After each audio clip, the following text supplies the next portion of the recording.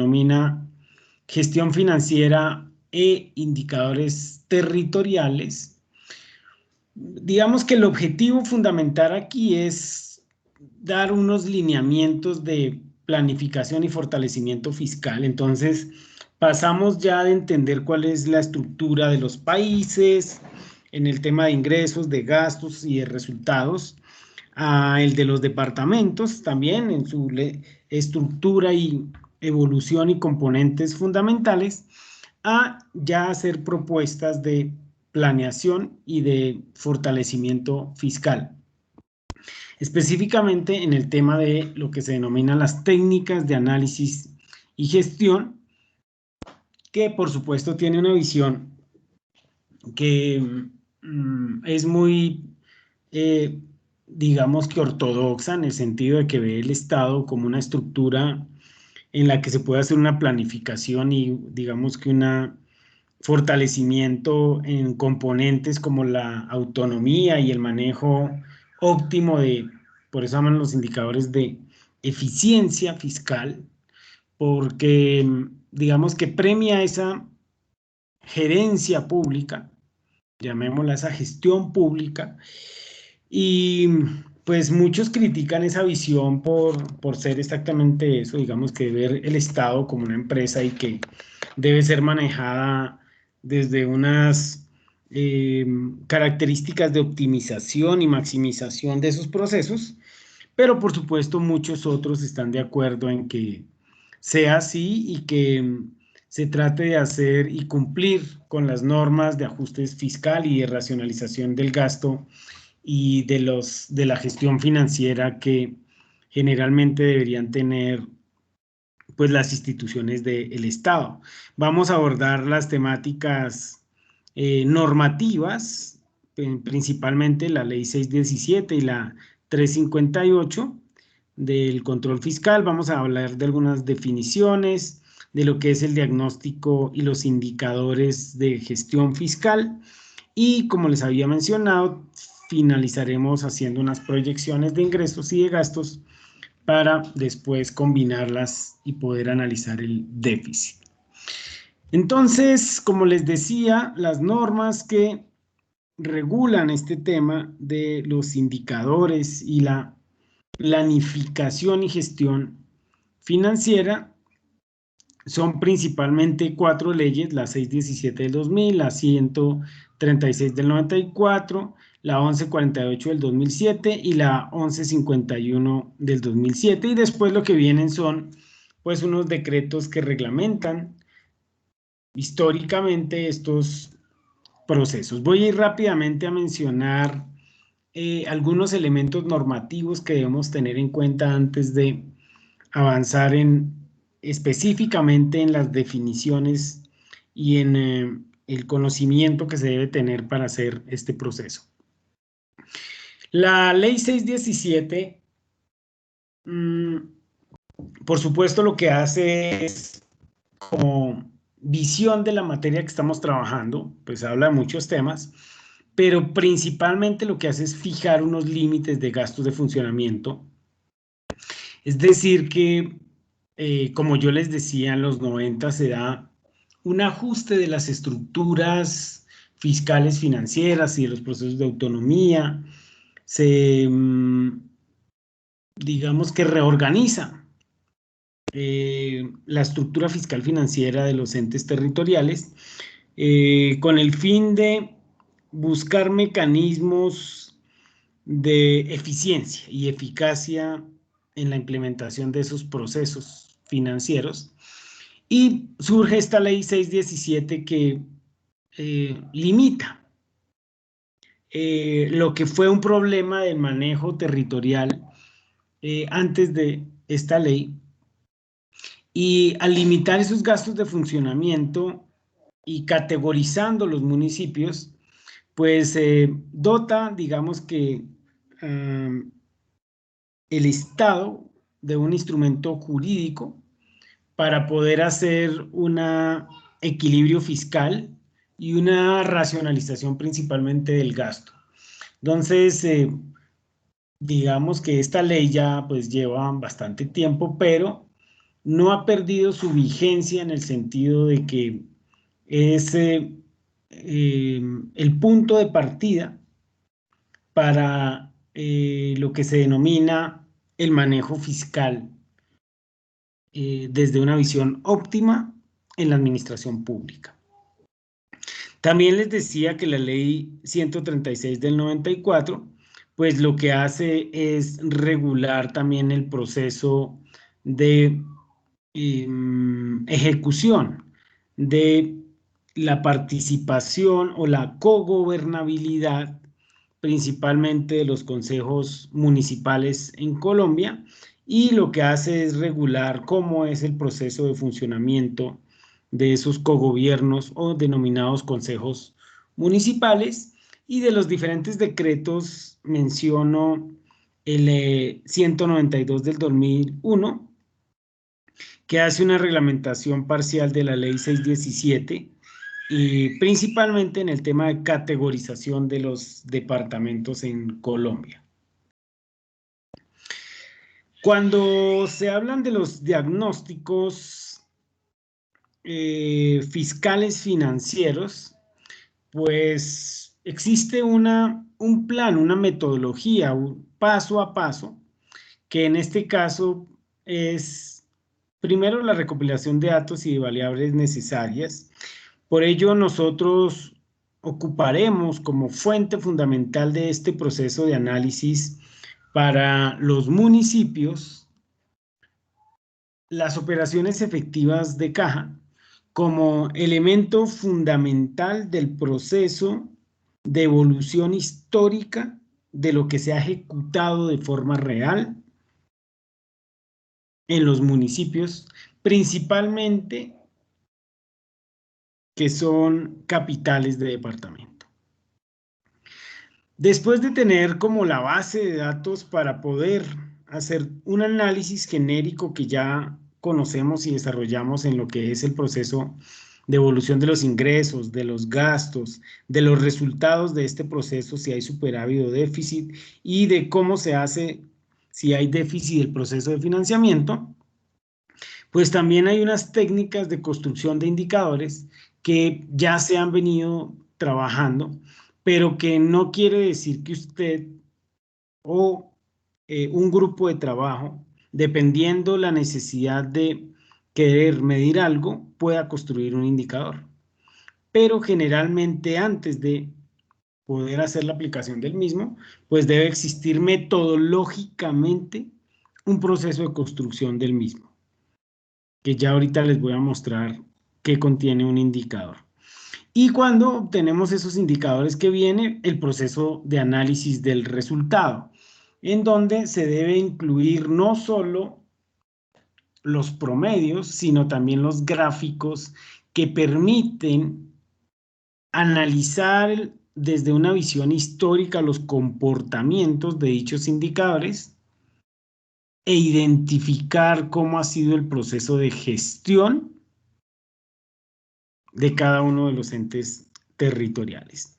Y por supuesto, cada uno o la suma de cada uno de esos indicadores y esos resultados y esos gráficos sirven para elaborar un diagnóstico que a la final será el trabajo que nosotros desarrollemos en este módulo final, que es elaborar un diagnóstico de una entidad territorial municipal con el objetivo de conocer históricamente cuál ha sido el proceso de gestión. Lo bonito de esto es que ya no se trabajan única y exclusivamente los valores absolutos, sino que hay una combinación de variables que permiten construir lo que se denominan indicadores compuestos. Es decir, que los diagnósticos no se hacen única y exclusivamente con la presentación general, sino que se deben construir unos indicadores. Esos indicadores, ya sea que usted quiera replicar los existentes o quiera crear, proponer, desarrollar indicadores que a su forma de ver no están desarrollando un análisis de lo que es el ente territorial y usted como administrador público quiere emprender el proceso de crear un indicador, pues existe una hoja de vida del mismo. Generalmente, cuando uno trabaja este tema de las finanzas, habla mucho de los indicadores, pero si se tuviese que definir qué es un indicador, qué quiere medir, cómo se va a medir, para cuándo va a medir, de dónde se obtiene la información, a veces las personas no tienen claro cómo definirlo. Entonces, siempre que se va a hacer un proceso de diagnóstico, ojo que ustedes hacen muchos diagnósticos, lo mínimo que se debe tener claro en el proceso metodológico es una hoja de vida de los indicadores. En este caso, mire, ¿qué es un indicador? En esta casilla se escribe el nombre del indicador. ¿Qué tipo de indicador es? Es un indicador, por ejemplo, de resultado, podríamos llamarlo déficit o superávit corriente, déficit o superávit total, etcétera. ¿Listo? Fundamento, es decir, que usted debe conocer cómo describir y qué objeto mide ese indicador. Entonces, si estamos hablando de el indicador que les decía de déficit o superávit corriente, entonces el objetivo es medir el resultado del proceso de ejecución de ingresos y de gastos propios de un municipio. Cuando se hablan de los aspectos cubiertos, se está hablando de qué está midiendo. Entonces, cuando uno habla de un ingreso corriente, está hablando de ingresos tributarios y no tributarios. Dentro de esos ingresos tributarios van a existir como característica de los municipios los ingresos por predial, por industria y comercio ICA, por sobretasas o tasas a las gasolinas, por ejemplo. Entonces, ahí se está hablando de los aspectos que cubre el ingreso corriente. Cuando se habla del gasto corriente, se está hablando de funcionamiento, adquisición de bienes y servicios, pago de la deuda y transferencias corrientes, ¿cierto? Entonces, ahí se está indicando qué más variables está cubriendo ese indicador. ¿Cómo se calcula? Entonces, se debe explicar cómo es la construcción matemática, la ecuación que permite medir eso. Entonces, yo diré que es ingreso corriente del año T menos gasto corriente del año T. Y ese me da como resultado positivo, superávit, cero, equilibrio, negativo, déficit. La fuente, entonces diré que son las operaciones efectivas de caja que registran los departamentos y los municipios en Colombia a partir del 2000 hasta el 2018. Si hay una serie histórica del mismo, se presenta esa serie histórica y se menciona cuál ha sido de forma general, por ejemplo, su promedio. Las metas, ¿qué valor esperado se quiere de un indicador? Cuando lo que, por ejemplo, es un indicador de una meta, que ustedes saben que cuando se hacen las rendiciones de cuentas, se tiene unos objetivos de unos indicadores de cumplimiento y se alcanzan. A veces se superan o a veces no se alcanzan. Pero es claro que usted cuando presenta un indicador y dice que fue del 80% y se esperaba que fuese del 100%, usted debe mencionar cuál era la meta del mismo. La frecuencia de medición puede ser trimestral, semestral, anual, bianual, ¿cierto? Y la frecuencia de evaluación. En este caso, por supuesto, por ejemplo, el PIB se calcula trimestral, pero el dato que se analiza es anual. Entonces, la frecuencia de medición es trimestral, pero la frecuencia de evaluación es anual. ¿Listo? Entonces, el crecimiento económico, por ejemplo, se mide anual. Eso es lo que debe tenerse.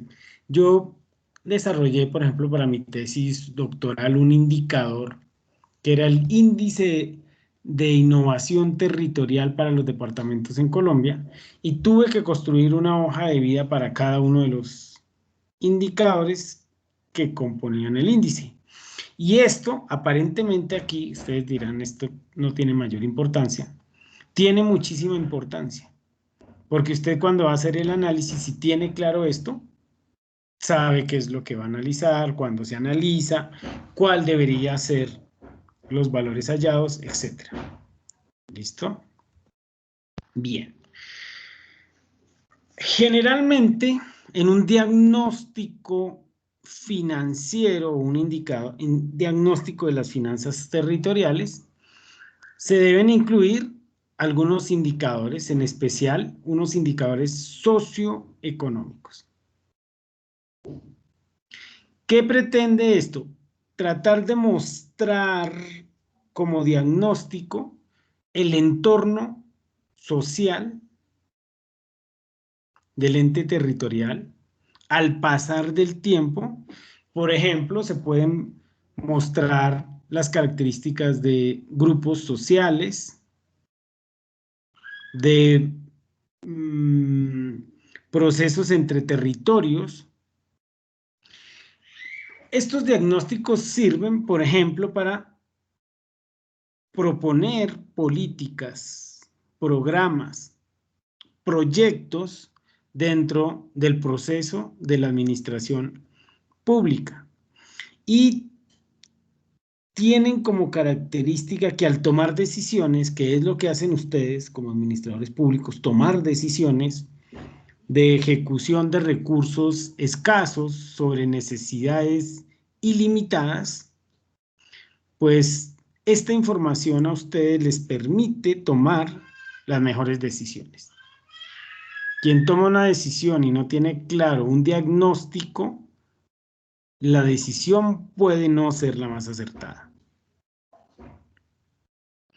En esto sirve tener claro las características demográficas también. Por eso cuando ustedes ven la primera parte de un plan de desarrollo, que es lo más cercano que tenemos a este tema, pues ven una descripción de las características socioeconómicas, sociodemográficas, históricas, culturales, patrimoniales, culturales, es decir, de todos los territorios, de todos los sectores que se puedan caracterizar para tener claro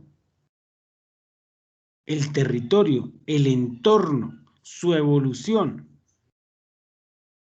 su característica social, su idiosincrasia, su cultura, sus principales fuentes económicas, de empleo, de saneamiento básico, de vivienda, etc.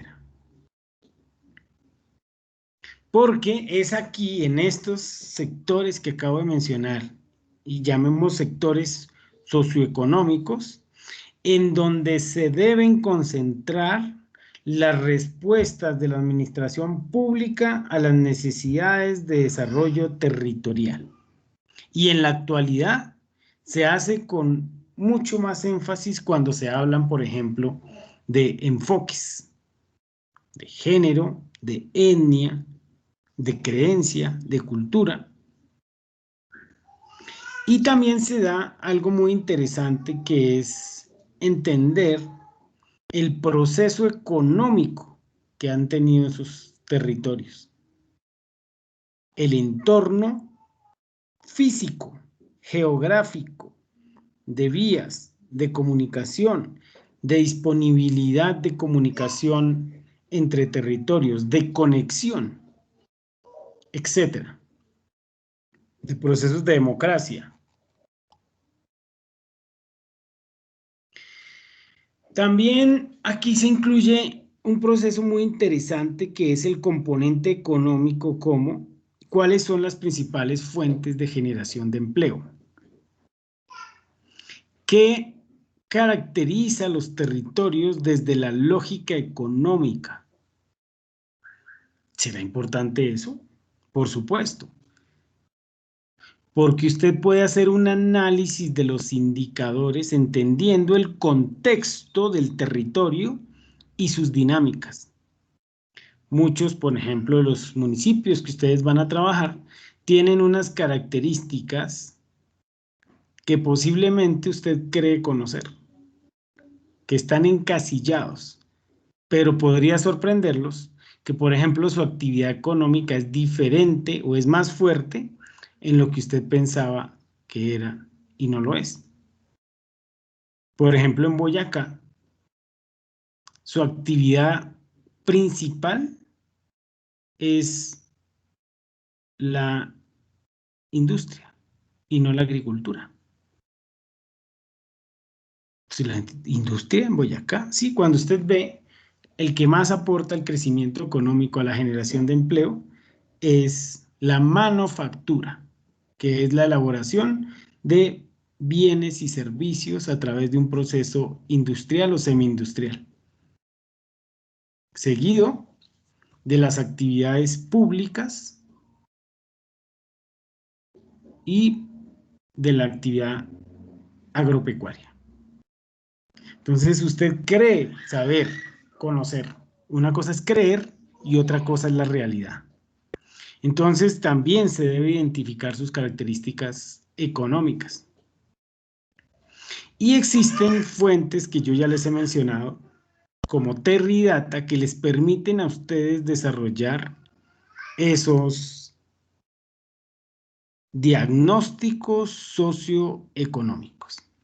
También están algunos que se denominan indicadores institucionales. Quiere decir que usted, cuando haga un diagnóstico territorial, además de involucrar los que ya he mencionado, también están los indicadores institucionales, que me imagino que muchos de ustedes que están haciendo en la actualidad estos diagnósticos para algunos municipios entenderán lo que les estoy mencionando. Y los que van a estar en ese proceso cuando estén en su vida profesional también deben conocerlo.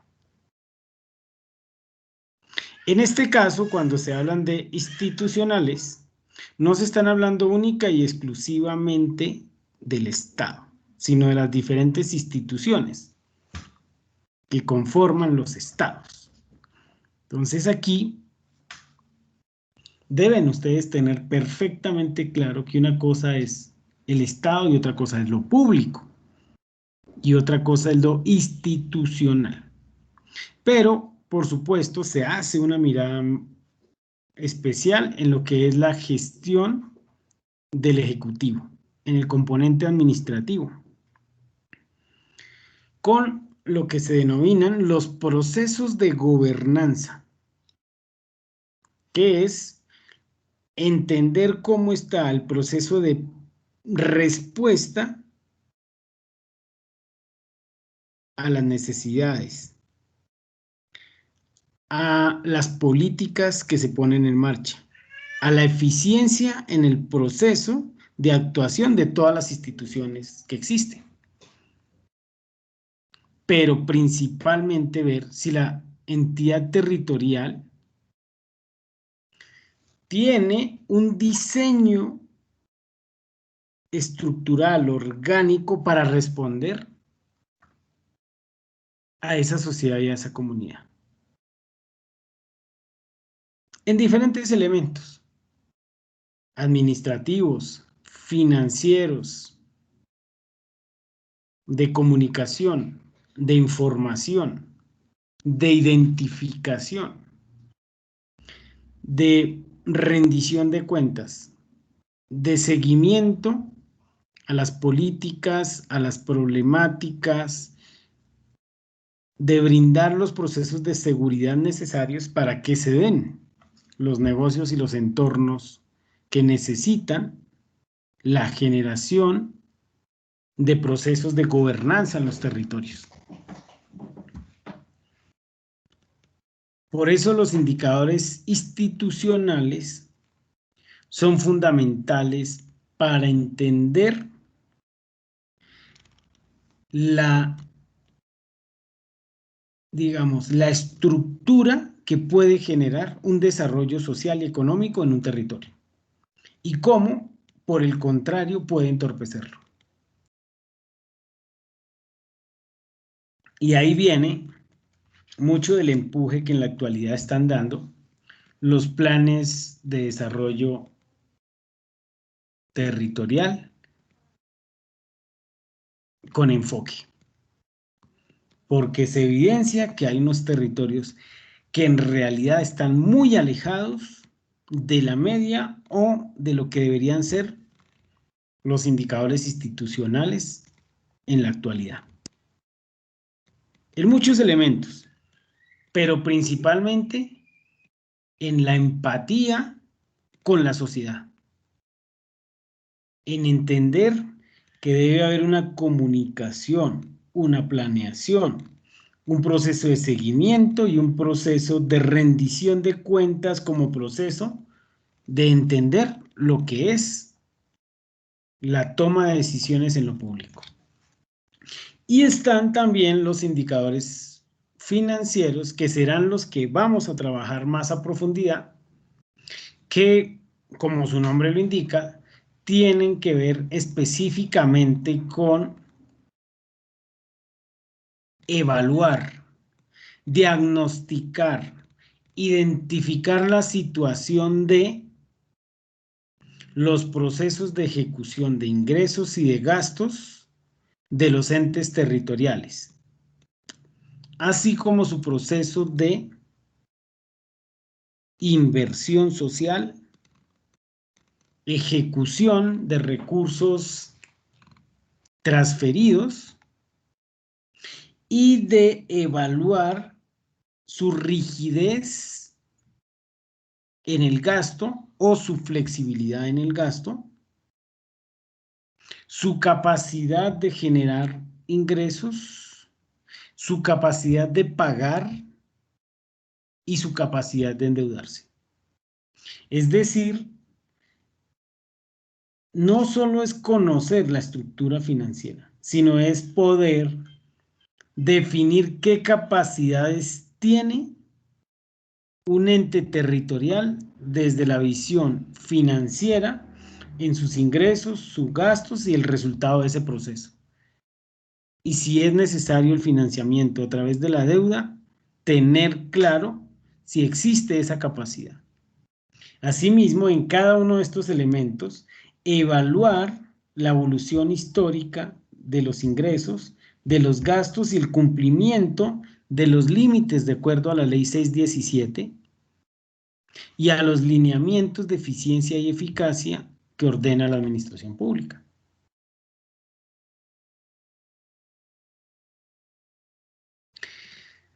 Como les decía, esa metodología, las operaciones efectivas de caja, ¿cierto? Y empezar a trabajar de acuerdo a el manual de finanzas públicas del Fondo Monetario Internacional y su clasificación general de ingresos y de gastos, pues la evolución de lo que se pretende medir, por ejemplo, en resultados de autonomía, de ingresos, de gastos y el destino y objeto de cada uno de ellos. Estos son algunos de los indicadores que vamos a hallar: el déficit o el ahorro corriente, déficit o superávit total, el ingreso de libre destinación, la variación marginal del recaudo real, la tasa de crecimiento real promedio del recaudo, elasticidad del recaudo, participación tributaria en ingresos totales, esfuerzos fiscal Fórmula 1 y Fórmula 2, balances primarios, carga tributaria per cápita, dependencia del sistema general de participación, dependencia corriente, pagos de funcionamiento de los ingresos corrientes de libre destinación, funcionamiento per cápita, participación en pagos totales, capacidad de ahorro, autofinanciamiento de la inversión, efectos del sistema general de participación sobre la inversión, inversión per cápita, capacidad de la deuda. Desde la característica de la definición fiscal, El ente territorial se puede analizar desde la visión departamental o municipal o distrital, y de acuerdo a esa clasificación también existen una serie de resultados que se pueden agrupar. Es decir, algunos departamentos y municipios se podrán categorizar como óptimos, otros en proceso de alcanzar esa optimización y otros que en realidad están por fuera de ese proceso. Entendiendo que no se pueden comparar todos los departamentos por igual y todos los municipios por igual, la ley 617, ¿qué hace?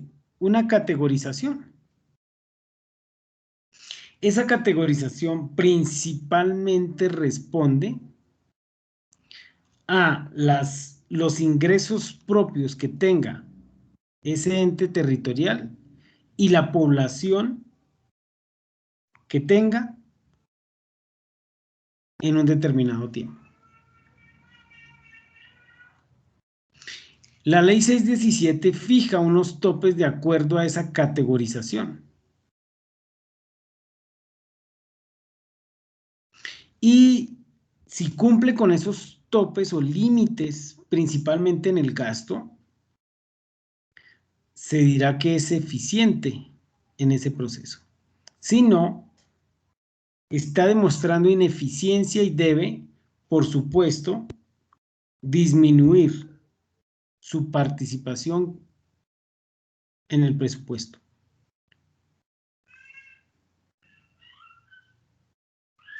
Cuando se habla del ingreso corriente, por ejemplo, de libre destinación, se habla de uno de los indicadores más importantes porque es el que permite demostrar el proceso de autonomía del ente territorial, el proceso de inversión libre que tengan los entes territoriales, ya que este es manejado bajo los lineamientos del plan de desarrollo y no bajo los lineamientos impuestos por el gobierno nacional central. Dentro de esos límites también están los gastos de funcionamiento, que de acuerdo nuevamente a esa categorización tienen unos límites, entendiendo que se pretende hacer que el Estado sea lo más eficiente posible con un funcionamiento de personal que permita optimizar los recursos, pero a la vez lograr los objetivos. Y dentro de ese proceso lo que se hace es medir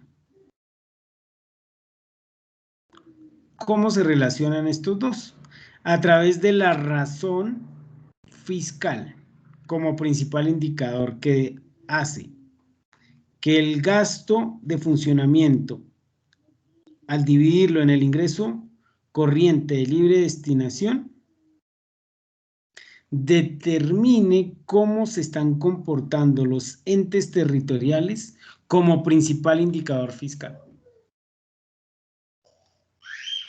en los límites que impone la ley 617 del 2000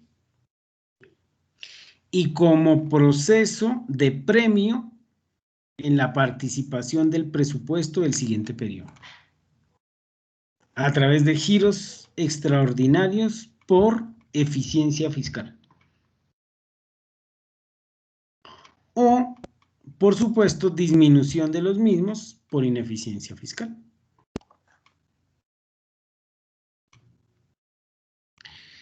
La ley 617 en su artículo 79 lo que hace es dar partida a los procesos de gestión fiscal en el territorio. ¿Qué pretende? Pues por supuesto, medir y analizar que pues el desempeño que van teniendo las entidades territoriales en el manejo del fisco. Y lo que hacen es tomar los reportes del FUD para cada vigencia, ¿cierto? Y hacer una clasificación de esos indicadores para identificar el desempeño fiscal que tiene como indicador solvente cuando se alcanza o es mayor o igual a 80. Sostenible en un rango entre 70 y 80 o menos de 80. Un ente territorial es fiscalmente vulnerable cuando el indicador es mayor o igual a 60 y menor a 70. Está en riesgo de gestión fiscal cuando está entre mayor o igual a 40 y menor a 60. Y se encuentra en un deterioro fiscal cuando el resultado del índice de desempeño fiscal es menor a 40. Pero, ¿qué es el índice de desempeño fiscal? Son 6 indicadores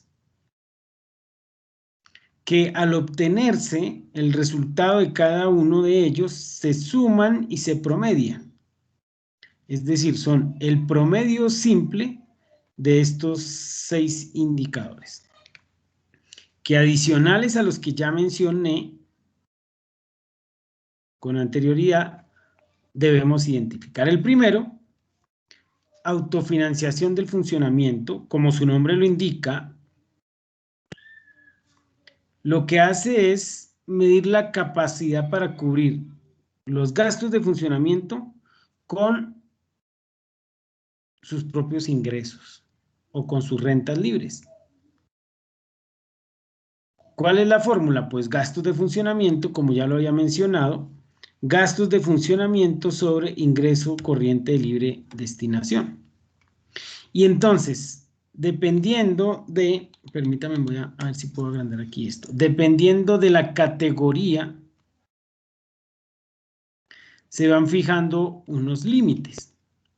En este caso, si es categoría especial, este indicador no puede superar el 50%. Si este indicador, es decir, si los gastos de funcionamiento superan el 50% de los ingresos corrientes de libre destinación, se restan 2 puntos por cada 1% que lo supere.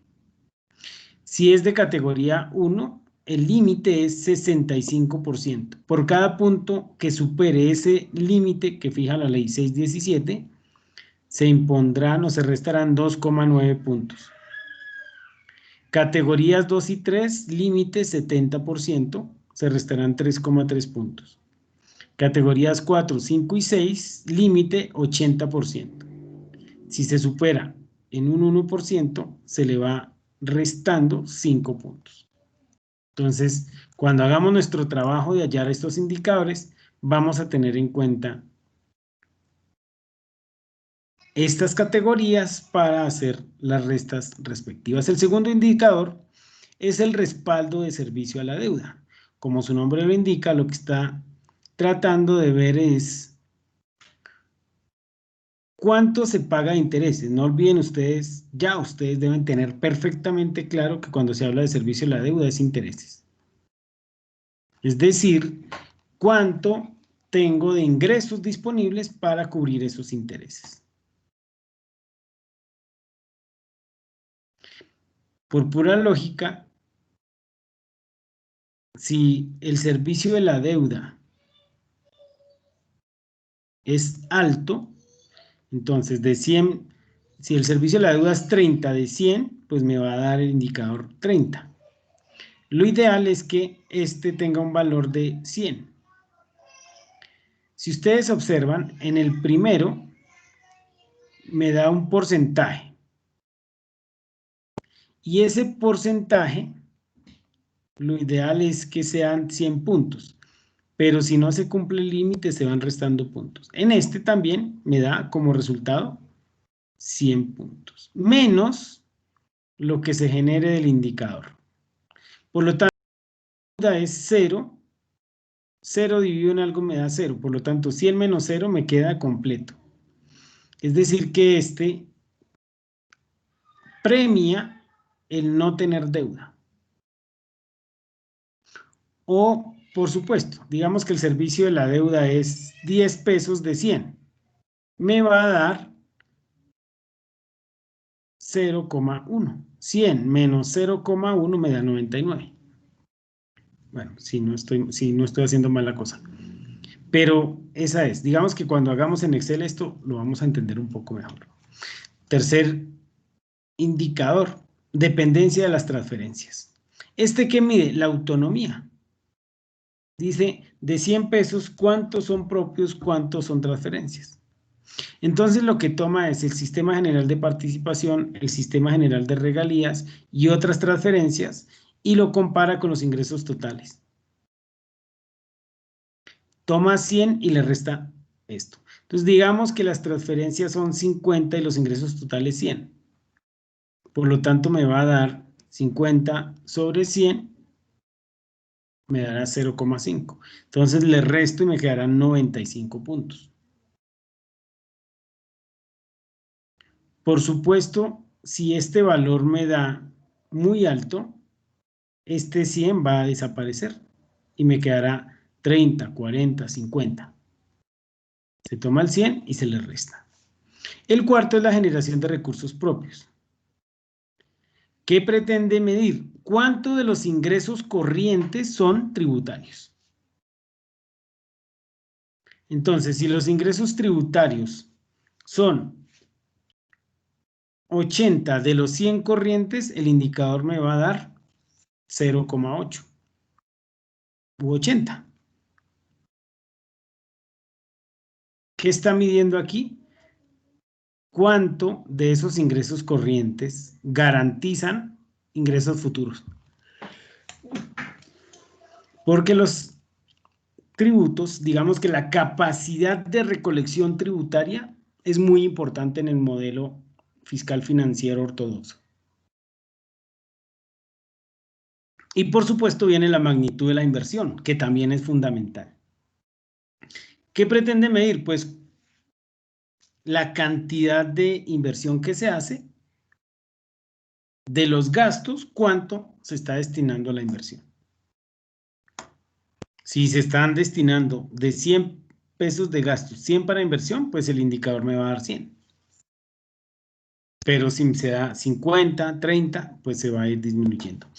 Y está también uno fundamental, que es capacidad de ahorro.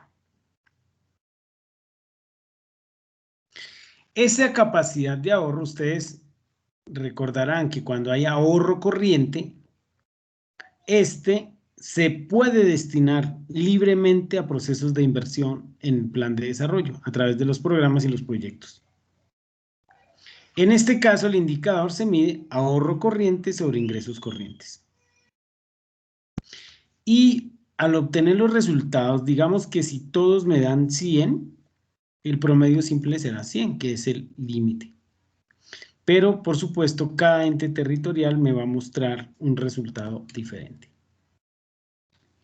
Por ejemplo, permítanme ahora que vuelvo esto a la normalidad. Bueno, normalidad no, agrandémoslo un poquito. Aquí están, miren, los resultados 2017-2018. Ya están los de 2019, pero yo quise que miraran ustedes el comparado, 2017-2018. La diferencia, miren, ojo cómo se hace el diagnóstico. Entonces, está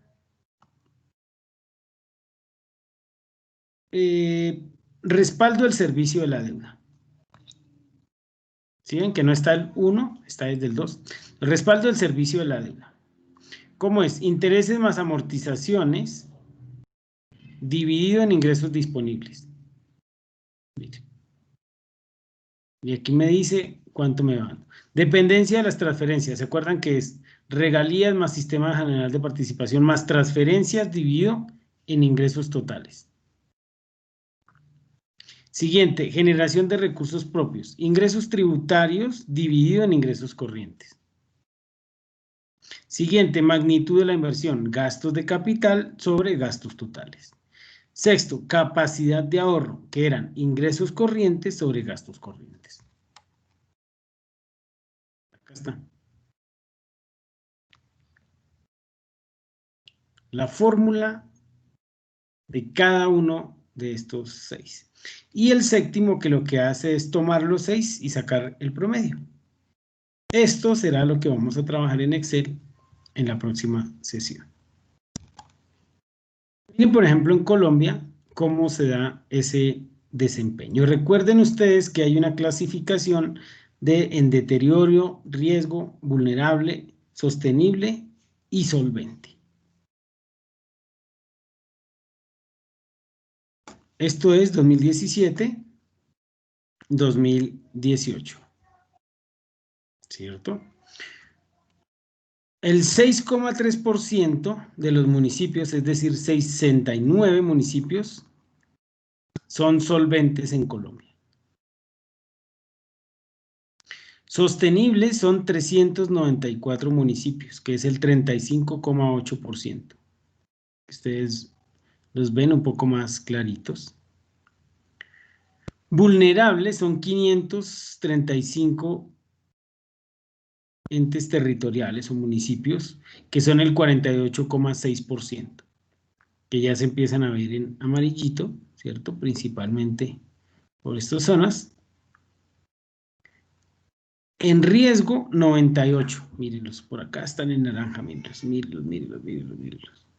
Que son 98 municipios. Y en deterioro, 5. Miren, ustedes ven, por ejemplo, aquí, este departamento, no estoy seguro cuál será, pero está en naranja, miren. Este está en naranja. Son 5 entes territoriales. ¿Listo? El desempeño fiscal de los departamentos, miremos a ver cuál era el naranja, mire, Chocó, vean. ¿Listo? ¿Cuál es el que tiene un indicador solvente? Mire, Valle del Cauca. Sostenibles, mire, Atlántico, Meta, Cundinamarca, Norte de Santander, Caldas, Boyacá, mire. En el 2008 Boyacá sacó en el indicador un poco más de 75. ¿Cuáles están en riesgo? Miren, ustedes los ven, a ver el color, si alcanza el Putumayo, Arauca, Amazonas, San Andrés. Y en deterioro, Chocó. ¿Sí lo ven? Que tiene un valor menor a 40. ¿Para qué se usan estos indicadores? Pues por supuesto, de manera interna para tomar mejores decisiones, ¿cierto? Para hacer una mejor focalización de los programas, de los proyectos, para hacer un seguimiento, para hacer la entrega de los resultados de cada vigencia y por supuesto las rendiciones de cuentas, para retroalimentar la gestión e identificar el cumplimiento de metas y que, digamos, se puedan generar procesos de calidad y por supuesto para los diferentes sectores académicos. ¿Listos? Bien. Voy a dejar aquí esta presentación y continuaré el día de mañana para hablar un poco de la metodología de las proyecciones. Voy a con ustedes ahora compartir dónde se obtiene esta información. Hay una página que es el CIFUT 2, en donde ustedes, tan solo escribiéndoles el CIFUT, permítanme les muestro la ruta de ingreso desde el principio, identifican, miren aquí, ustedes dicen, no, pero es que yo no estoy registrado. Le da iniciar sesión como invitado y usted va a poder descargar, permítame a ver si demora un poquito. Primero, las operaciones efectivas de caja que nosotros ya tenemos, la medición del desempeño municipal, que es un nuevo indicador que involucra variables de las que les acabo de mencionar, sociales, institucionales y financieras. Esa medición del desempeño municipal es un indicador muy completo que espero que ustedes lo trabajen en planeación. ¿Listo? Está pues el visor de la medición de desempeño municipal, la guía de cálculo de las operaciones efectivas de caja, la capacitación de los indicadores y está, mire, el índice de desempeño fiscal, que ahorita les voy a mostrar en Excel lo que se descarga acá. Ahorita no vengan de una vez. Ay, no puede ser que yo lo haya cerrado. Permítame. A ver si lo tengo por acá. Listo, ya lo abro y se los comparto con ustedes. Y mientras tanto sigo acá. Bien, están los indicadores, el boletín de resultados del desempeño fiscal, está el visor que ustedes pueden ir trabajando cada uno de los municipios. Entonces, permítanme y les muestro qué es lo que uno descarga ahí en ese indicador. Entonces, la idea es que esto que estamos descargando, el día de mañana nosotros podamos no descargarlo, sino trabajarlo propiamente desde las operaciones efectivas de caja. Entonces, ustedes observan, primero, pues los departamentos, miren, y están cada uno de las dimensiones de los resultados. Miren. ¿Sí ven? Sostenibilidad, endeudamiento, calificación, ahorro corriente, déficit fiscal, la dimensión de gestión territorial, miren, que todo esto, cumplimiento de los límites, mire, cumple, no cumple, holgura, bueno, que entonces ustedes, miren, aquí está el bono que se les da cuando cumple,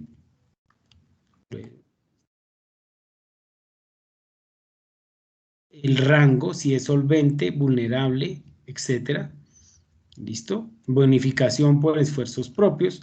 Todas estas bonificaciones permiten que les lleguen como transferencias a los municipios. Miren, están los rankings de los departamentos por categorías. Miren, categoría especial, Antioquia, Cundinamarca y Valle del Cauca.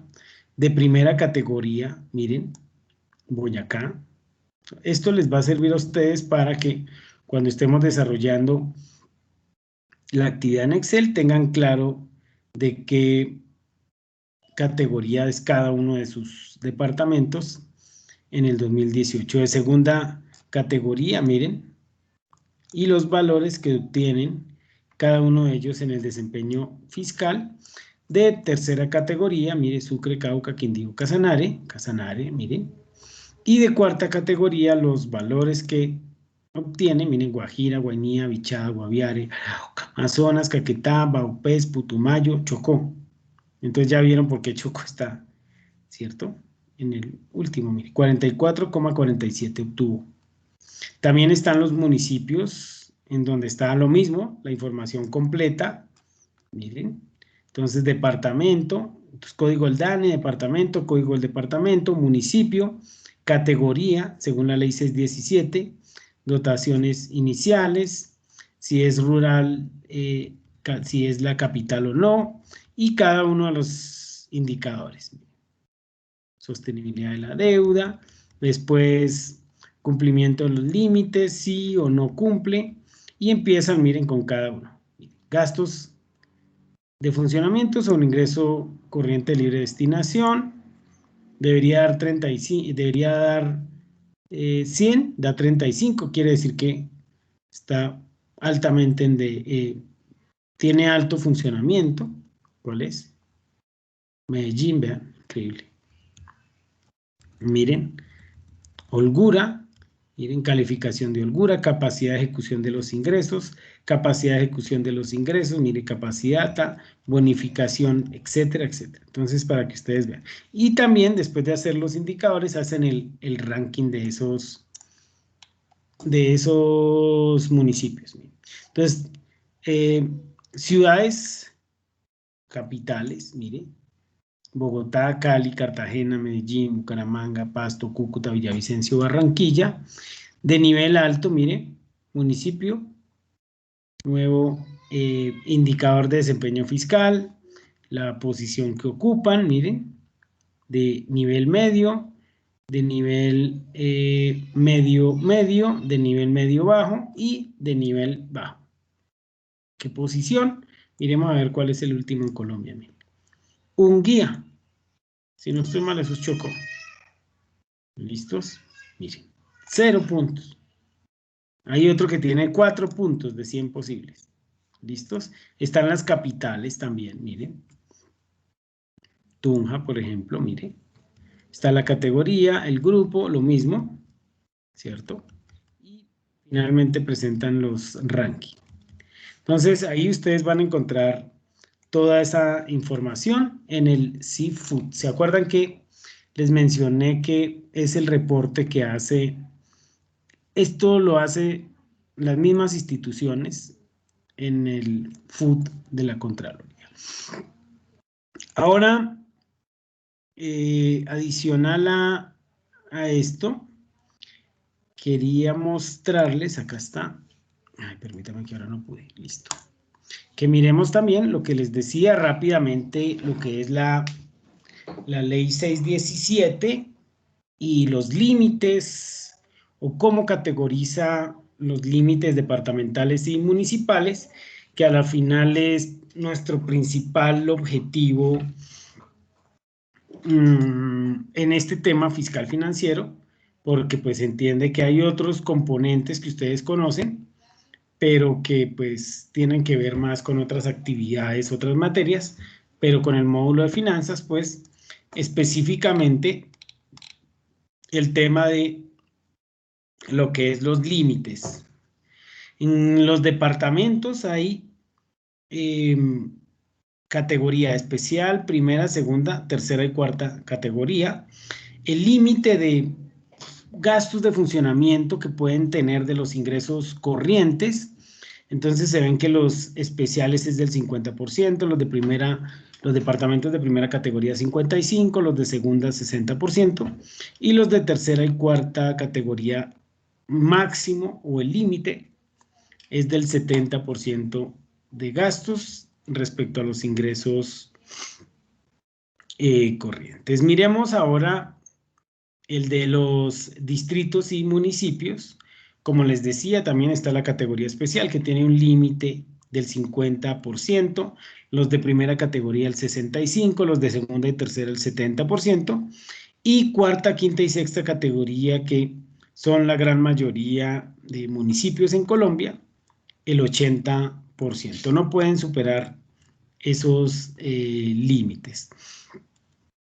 ¿Listo? Bueno, y también, como les decía, está la ley 358, que es realmente muy corta, que lo que hace es fijar los límites de endeudamiento a través de lo que se denomina el semáforo y todos sus decretos reglamentarios, que ustedes en la página de la función pública pues fácilmente van a encontrar para hacer los análisis, pero por ejemplo mire aquí pues dice cuáles son esos límites. Dice: el gobierno nacional establece como periodo de transición 2 años para aquellas entidades que con y dice superado el 60, el saldo de deuda, ingreso corriente el 80.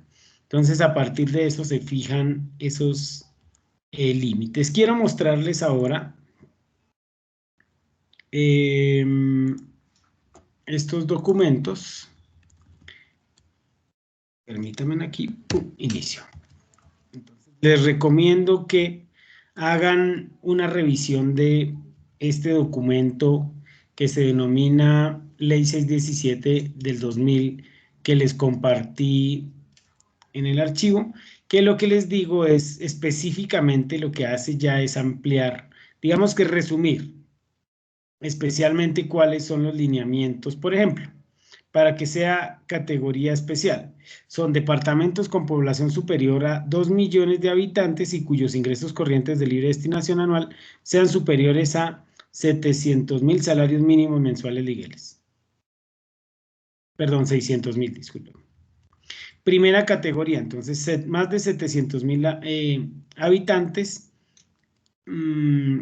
y máximo 2 millones y de ingresos entre 170.000 y 600.000. Entonces, aquí les recomiendo, si ustedes tienen dudas de cuáles son esos límites, pues lo pueden ir revisando y eso está, por supuesto, para departamentos y también para municipios. Entonces, por ejemplo, en municipios, la categoría especial dice que son más de 500.000 habitantes e ingresos superiores a 400.000 salarios mínimos legales mensuales. Sí, legales mensuales. Y pues ustedes ven que pues va disminuyendo esa categoría. ¿Listo? Aquí en esa ley pues también se fijan algunos lineamientos en el tema administrativo, etcétera, pero que no voy a profundizar. Entonces, nuevamente están los límites de los departamentos, los límites de los municipios, que estos ya son los que se ejecutan desde el 2004 en adelante, miren. Pero esto, por supuesto, les toca a ustedes entrar y revisarlos. Yo les doy los lineamientos que ya les expliqué básicos y están algunas de las normas. Ahora miremos específicamente lo que es el tema del semáforo. Voy a presentar el documento desde el principio, pero pues voy a concentrarme específicamente en los valores para que ustedes los tengan en cuenta, para que mañana cuando hagamos el análisis sepan de dónde pueden obtener esa información para hacer los análisis. Dice, bueno, incorporar el concepto de ahorro operacional obedece a la necesidad de medir el potencial de recursos de que dispone una entidad territorial para cubrir el servicio de la deuda y los proyectos de inversión una vez financiados los gastos fijos. ¿Listos? Gastos fijos son funcionamiento y bienes y servicios. Los indicadores previstos por la ley para calcular el nivel de endeudamiento son, ojo acá, dos fundamentales.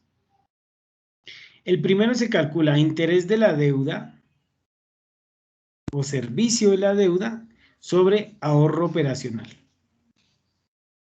Y el segundo ya es el saldo de la deuda, o una cosa es los intereses y otra cosa es la deuda, sobre los ingresos corrientes. La aplicación de estos conceptos permite determinar si el flujo de crédito compromete o no la estabilidad financiera de la entidad deudora en el corto, mediano y largo plazo. El primer indicador hace una evaluación de la liquidez con que cuenta la entidad para responder por el compromiso financiero en el corto plazo, porque es pagar intereses. El segundo considera la sostenibilidad de la deuda en un periodo de tiempo mayor a un año, porque es deuda, no es intereses. ¿Listo?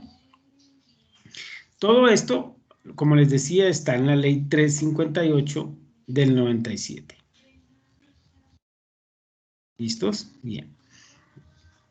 Ahora miremos, aquí hacen unas definiciones conceptuales. Entonces, primero, análisis de la capacidad de endeudamiento, que es el primer indicador. Dice, bueno, pero ¿qué se entiende como intereses de la deuda? Los intereses de la deuda son los pagados durante la vigencia más los causados, que van a ser pagados en el resto de la vigencia. Entonces, todo esto es de la misma vigencia. Los de los créditos de corto plazo, más los de sobregiros, más los de mora, los de nuevo crédito y que deban ser cancelados en la vigencia. Entonces, todos los intereses que se causen y se deban pagar. Una cosa es la causación. La causación es cuando se da el hecho, pero el pago es cuando se genera, discúlpenme la redundancia, el pago de esa causa. Ahora, ¿qué es el saldo de la deuda? Dice, el saldo de capital que se debe a 31 de diciembre de la vigencia anterior, más los nuevos desembolsos efectivamente realizados en la fecha del cálculo. Es decir, la deuda pasada más si se ha generado nueva deuda, los desembolsos por realizar en el resto de la vigencia, incluidos los de nuevos créditos, menos las amortizaciones efectivamente realizadas a la fecha del cálculo. La amortización es el abono a capital de la deuda, menos amortización por realizar en el resto de la vigencia, incluido las del nuevo crédito. Entonces lo que está diciendo es cuánto debe y cuánto va a abonar a la deuda. ¿Qué es el saldo de la deuda de la vigencia anterior? Es el saldo de capital sobre los créditos vigentes al 31 de diciembre ¿de qué? Del año anterior.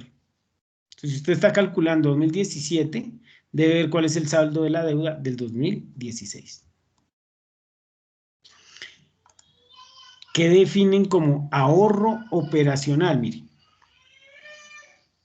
usted toma los ingresos corrientes y les resta los gastos de funcionamiento y las transferencias pagadas por las entidades territoriales.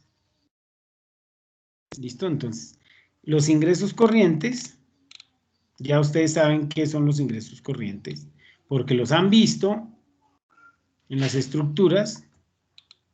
¿Listos? Los gastos de funcionamiento y transferencia, ya saben que son, los hemos visto desde el principio y eso es igual para todos cuando se hable de esos gastos de funcionamiento y de transferencia. ¿Listo? Segundo componente, evaluación de la capacidad de pago. Dice, de acuerdo al artículo 6º del decreto 696, reglamentario de la ley 358 del 97, para celebrar cada operación de crédito se deben calcular los dos indicadores, el de intereses sobre el ahorro operacional y el de saldo de la deuda sobre los ingresos corrientes. Dice, la evaluación de estos lleva a la entidad territorial a ubicarse en una de las tres instancias de endeudamiento que determina la ley. Primera, perdón, bueno, quería resaltar aquí, pero no sé en dónde está. No sé dónde está. Primera, que tiene autonomía de endeudamiento. Segunda, un nivel intermedio con capacidad de endeudamiento. Y la tercera, de endeudamiento crítico. ¿Cómo se denomina la primera? Es la que generalmente llamamos en finanzas semáforo verde, por eso está entre paréntesis. Técnicamente se llama como que tiene autonomía, pero siempre se le ha dicho desde los financistas públicos así, y ya hay también hasta los documentos lo identifican. Dice pues, un semáforo en verde es cuando la entidad tiene que, pues una capacidad de pago. En este caso es cuando el primer indicador, el de interés de la deuda sobre el ahorro operacional, tiene un valor menor o igual al 40%. Quiere decir que el pago de intereses sobre el ahorro operacional es menor a 0,4 o al 40%. Y, ojo, dice y, no dice o, dice y, tiene que cumplir los dos. Si incumple alguno de los dos, pasa al siguiente rango. Que el saldo de la deuda de los ingresos corrientes sean menores al 80%.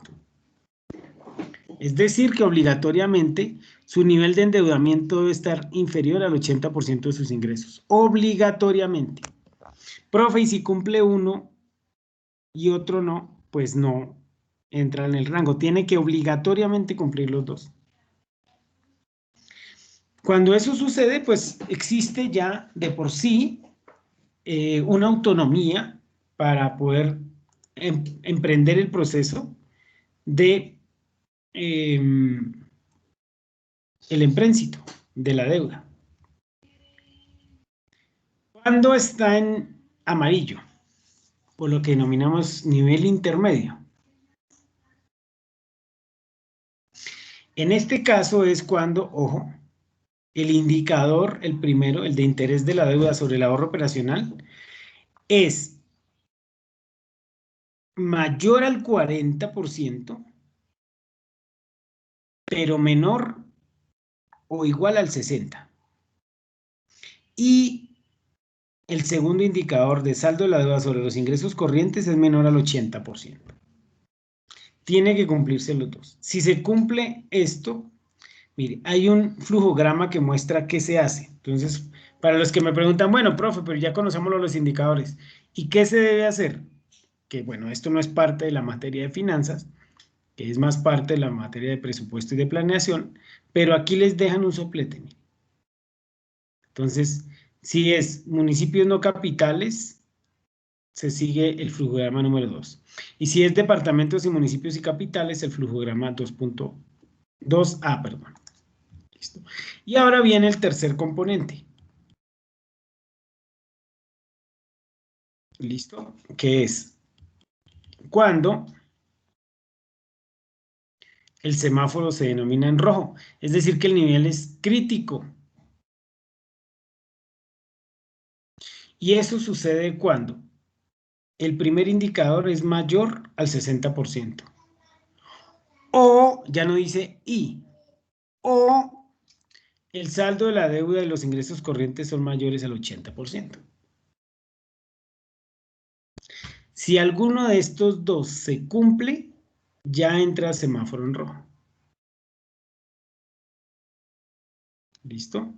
Por lo tanto, no tiene ninguna posibilidad de que le autoricen algún nivel de endeudamiento. Es decir, técnicamente ni siquiera puede empezar el proceso para que sea autorizado, si es departamento por la asamblea o si es municipio por el consejo municipal y mucho menos por el Ministerio de Hacienda para hacer el proceso de endeudamiento.